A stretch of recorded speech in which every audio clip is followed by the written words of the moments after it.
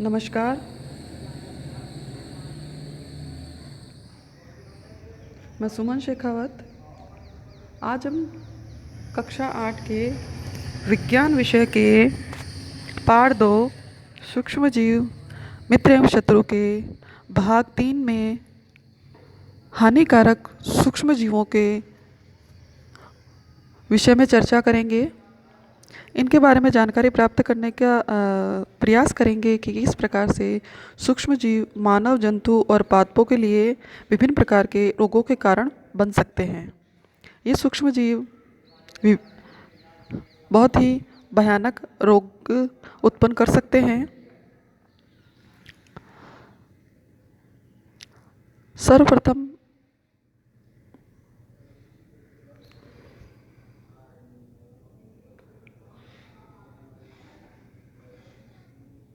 हम रोगाणु के विषय में बात करें कि रोगाणु है क्या।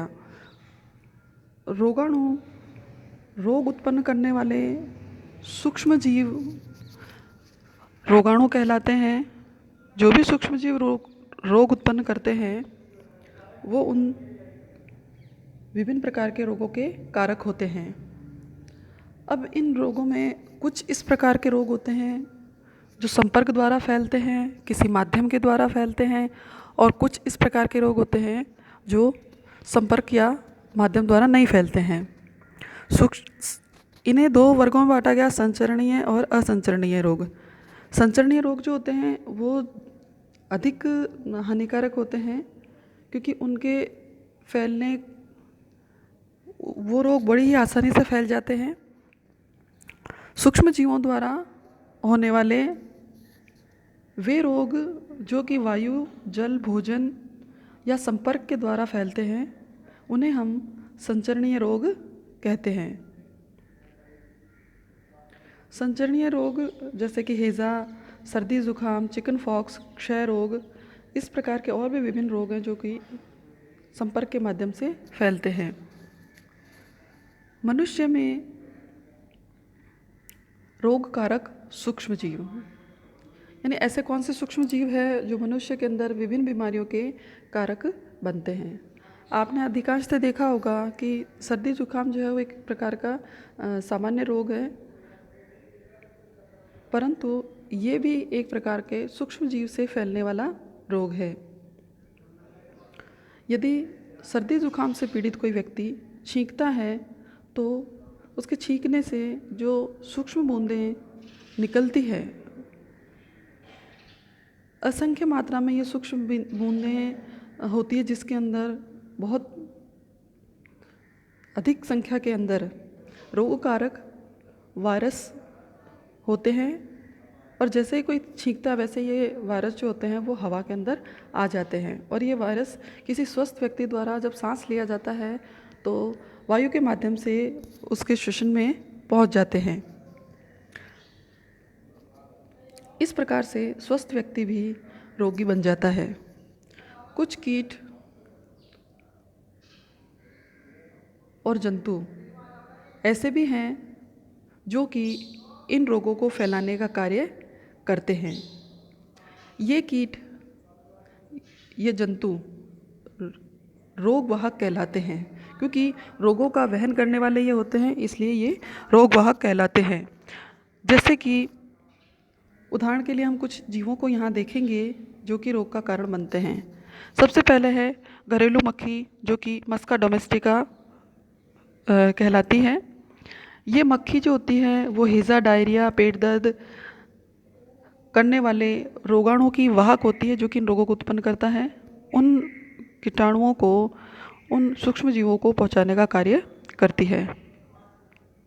जब मक्खी कूड़े या जंतु अपशिष्ट पर बैठती है तो रोगाणु इनके शरीर से चिपक जाते हैं, और बिना ढके हुए भोजन पर जब मक्खी जाके बैठती है तो वो रोगाणु वहाँ स्थानांतरित हो जाते हैं।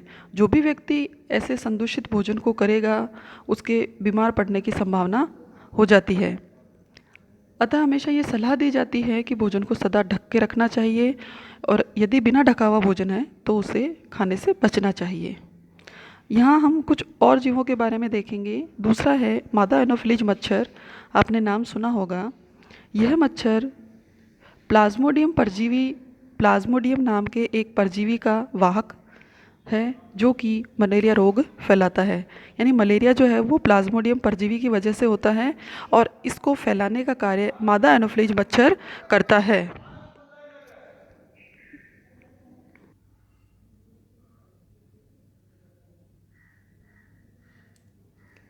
दूसरा है हमारे मादा एडिज मच्छर।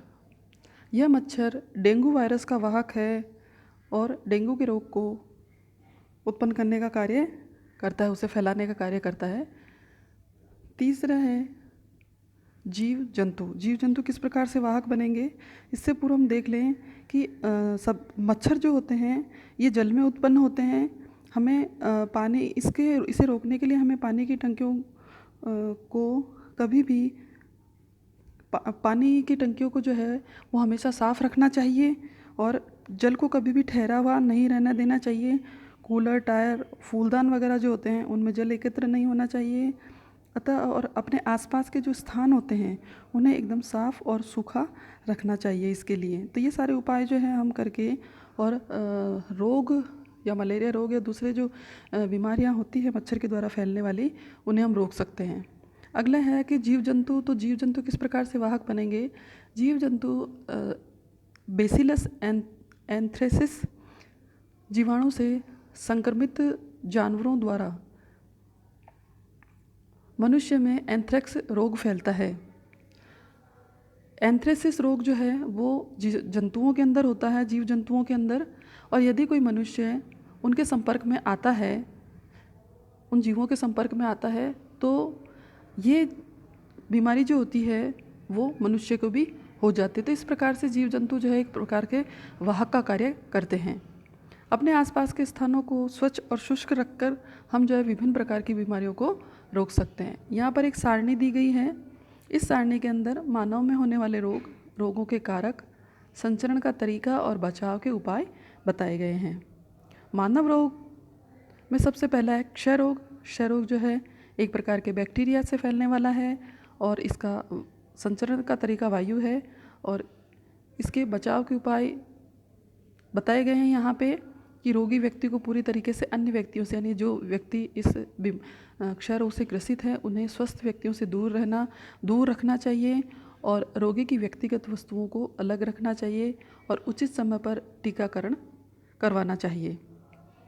दूसरा है मेलस, खसरा रोग, वायरस के द्वारा फैलता है। वायरस जो है इसका रोग कारक है और वायु के संपर्क के माध्यम से और ज़्यादा विस्तृत होता है और इनका सबका भी उपचार जो है यही है जो क्षय रोग का था। इसके अलावा चिकन फॉक्स का भी वायरस है रोग का कारक और वायु इसका संपर्क माध्यम है। पोलियो भी वायरस के द्वारा फैलने वाला है, वायु और जल इसका जो है वो माध्यम बनता है। इन सभी का उचित उपाय, सभी रोगों का उचित उपाय जो है वो है रोगी को पूरी तरीके से सबसे अलग रखना, व्यक्तिगत वस्तुओं को दूर रखना, उचित समय पर टीकाकरण। अगले रोग है हेज़ा और टाइफाइड। हेज़ा जीवाणु के द्वारा होता है, जल और भोजन के माध्यम से संचरित होता है और टाइफाइड जीवाणु के द्वारा होता है, जल के माध्यम से संचरित होता है। उपाय व्यक्तिगत स्वच्छता और अच्छी आदतों को अपनाना चाहिए और भली भांति पके हुए भोजन और उबले हुए जल का इस्तेमाल करके और समय पर टीकाकरण करवाना चाहिए। हेपेटाइटिस ए वायरस से फैलने वाला रोग है, जल के माध्यम से संचरित होता है। उबले हुए पानी का प्रयोग करें और समय पर टीका लगवाएं। ये इसके उपाय हैं। मलेरिया जो है वो प्रोटोजोआ से फैलने वाला है मच्छर के द्वारा। इसके लिए मच्छरदानियों का उपयोग करें, मच्छर भगाने वाले रसायन का प्रयोग, कीटनाशक का छिड़काव और मच्छर के प्रजनन को रोकने के लिए जल को किसी भी स्थान पर एकत्रित नहीं होने देना चाहिए ताकि अपनी संख्या में वृद्धि करके और रोग को और अधिक ना फैलाएं। अब हमने मनुष्य में होने वाले रोगों को पढ़ लिया है। अब जंतुओं में होने वाले रोग और इनके रोग कारक सूक्ष्म जीव के बारे में अध्ययन करेंगे। अनेक सूक्ष्म जीवी अनेक सूक्ष्म जीव जो होते हैं वो जंतुओं में रोग उत्पन्न करते हैं और बहुत सारे पादपों में रोग का कारण भी बनते हैं। यहाँ पर पहला है जीवाणु द्वारा किस प्रकार से जंतुओं में रोग होता है। तो अभी हमने पढ़ा था एंथ्रेक्स रोग जो होता है वो मानव और जंतुओं में दोनों में होने वाला रोग है, लेकिन प्रथम जो है वो सबसे पहले ये जंतुओं में होता है, उनके माध्यम से मनुष्य में फैलता है। तो एंथ्रेक्स मनुष्य और मवेशियों के अंदर जीवाणु द्वारा होने वाला एक प्रकार का भयानक रोग है। इस चित्र में बताया गया है कि रॉबर्ट कोच द्वारा 1876 के अंदर बेसिलस एंथ्रेसिस नाम के बैक्टीरिया की खोज की गई थी और ये बैक्टीरिया एंथ्रेक्स रोग का कारक होता है, यानी इसके कारण जो है एंथ्रेक्स रोग उत्पन्न होता है। दूसरा है जंतुओं में रोग फैलाने वाला माध्यम है विषाणुओं के द्वारा रोग फैलना। गाय के अंदर आपने देखा होगा कि खुरपका और मुंहपका नाम का रोग हो जाता है और ये रोग जो होता है वो एक वायरस के द्वारा फैलने वाला रोग है। तीसरा हमारा पद है पौधों में रोग कारक सूक्ष्म जीव। अब हमने देखा था कि प्रत्येक सजीव के अंदर रोग होता है, मनुष्य में भी, जंतु में और पादपों में। तो सूक्ष्म जीव भी जो होते हैं वो पादपों में भी विभिन्न प्रकार के रोग उत्पन्न करते हैं। अनेक सूक्ष्म जीव जो होते हैं वो गेहूँ, चावल, आलू, गन्ना, संतरा, सेब, इसके अतिरिक्त विभिन्न प्रकार की सब्जियाँ, विभिन्न प्रकार के पुष्पी पादप या फलों वाले पादप, उन सभी के अंदर जो है वो रोग उत्पन्न करने का कारक बनते हैं। रोग के कारण जो है वो फसल उत्पादन पे बहुत जो है वो प्रभाव पड़ता है और फसल उत्पादन में कमी आ जाती है। इस सारणी के अंदर पादप रोग, सूक्ष्मजीव और संचरण का तरीका बताया गया है। प्रथम है नींबू कैंसर। नींबू में होने वाला कैंसर का रोग सूक्ष्मजीव है बैक्टीरिया और इसका संचरण का माध्यम है वायु।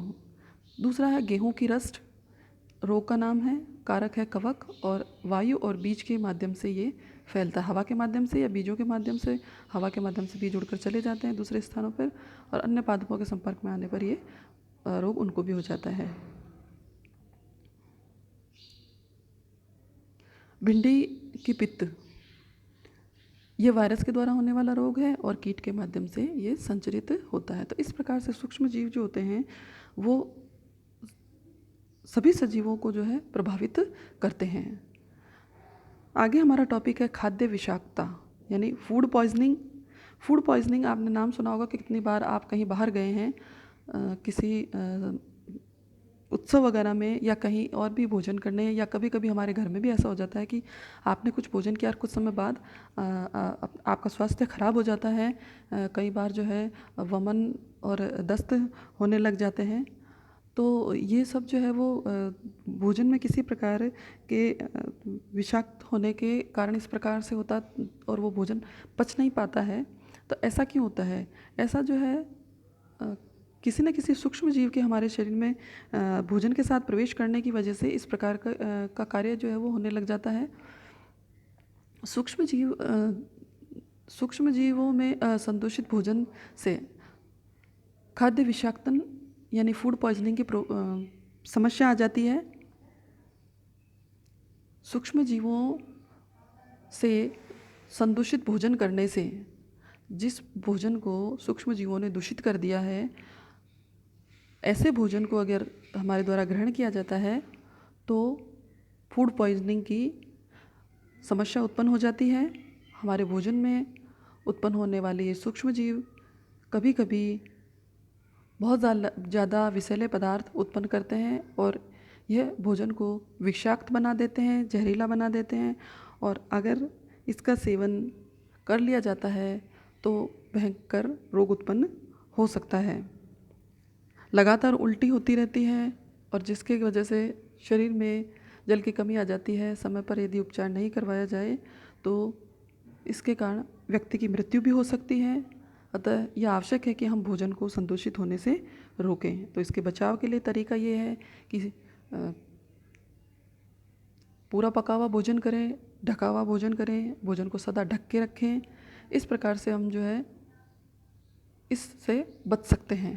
आज के टॉपिक से संबंधित हम कुछ मूल्यांकन प्रश्न करेंगे। पहला है रोगाणु किसे कहते हैं? रोग को उत्पन्न करने वाले सूक्ष्म जीव रोगाणु कहलाते हैं।